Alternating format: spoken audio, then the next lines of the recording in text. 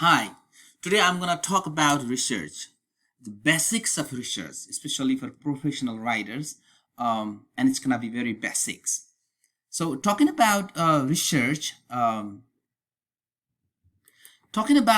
let's know the definition of research itself. So, what is research?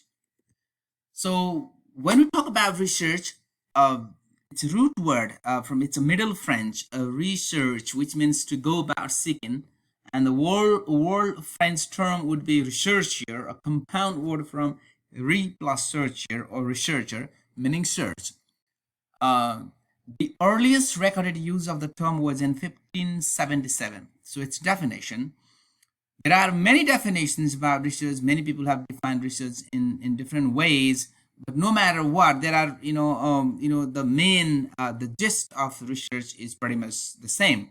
So here are few definitions that I have for you. So the first one is any creative systematic activity undertaken in order to increase the stock of knowledge, including knowledge of man, culture, and society, and the use of this knowledge to devise new application. That's one of the definition. Another definition is by John Creswell. He's very well-known figure in the field of research, especially in mixed method, like qualitative and quantitative mixed method. He defines research as a process of steps used to collect and analyze information to increase our understanding of a topic or issue. It consists of three steps: pose a question, collect data to answer the question, and present an answer to the questions. That's how Creswell defines. And another definition from a Merriam-Webster online dictionary: studious inquiry or examination, especially investigation or experimentation, aimed at the discovery and interpretation of facts, revision of accepted theories or laws in the light of new facts or practical application of such new or revised theories or law. That's the definition from the Webster online dictionary. So research has three steps. So again, going back to Creswell, the definition of research, we have to pose a question, first find out a problem, and then pose a good question. And after you pose a question, you will start collecting data based on the question or to answer that question, and then you present an answer to the question. So these are the very simple, easy, the basic three steps of research. So if you apply them, if you come up with these ideas and start doing research, I think that will be very beneficial for you. So why research is significant or why research is important? So research is important for three reasons. One is research adds to our knowledge. It facilitates learning because you will be exploring something and then coming up with something new and innovative ideas, and then that will you will create knowledge. And second, research improves practice because it's also important because it suggests improvements on practice also, because whatever we have have been doing so far and up until now, it's all about improving what has already been in the existence on what has already been existed. So this is how things have been people have been doing, improving and inventing and discovering things like that. And also research informs policy debates, future policy project implementations, and informs action. So that is also why research is very important. One of the books I wrote, Sex, Gender and Disability in Nepal: Marginalized Narratives and Policy Reform, where I have read the different texts and works by women with disabilities, and I have reflected on the existing disability policies, and I have seen a gap between existing disability policies and what women with disabilities have to say. So what sort of a gap or a mismatch, policy mismatch is there, and then I have recommended some future policies. So this is the exploration, something that you can do through research. That's why research is important. And what's the purpose of research? Again, the primary purpose of basic research are the advancement of human knowledge.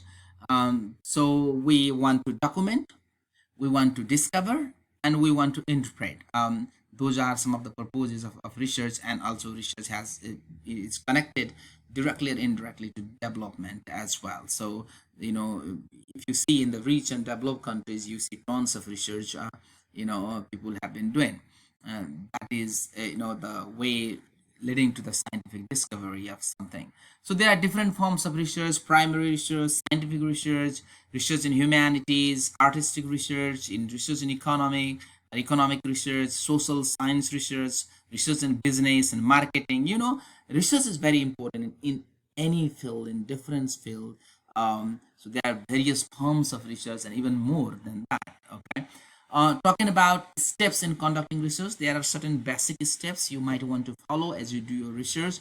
It begins with the problem, because you want to find a problem. What is the existing problem? There are so many tons of problems out there, like if you want to give me an example, like the problems about global warming, or the problems about the debate between pro-life and pro-choice when it comes to abortion, right? That is also the existing problem that people have been debating quite for a long time, and this is still going on up until now.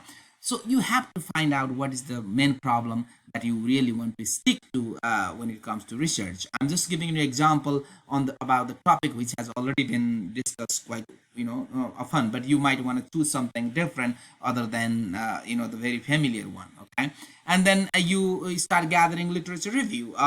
There are so many literature out there, different articles published, articles or article peer review journal articles on that particular topic, and what they say on that topic of that you have chosen to work on, and you start the gathering all the information from there. And you need to be sure and specific about the purpose of research, why you are doing the research, what you want to explore, what you want to find out. If you are choosing that topic, you need to be sure on that. And then with that, you need to also come up with the one specific research question, what you want to answer, what is your major question. You have to come up with those questions as well. And or the hypothesis, and come up with the hypothesis. You come up with a research question, and then you come up with a hypothesis, a sort of a hypothetical answer.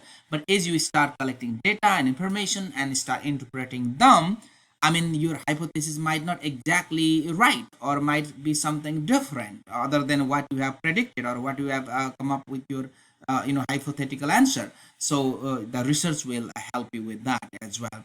And then what kind of methodology you use, whether that's a qualitative methods or quantitative method. If it is qualitative method, what kind of a method it's gonna be, like a narrative methods, or there are tons of methods and methodology. That's something we'll be discussing in our next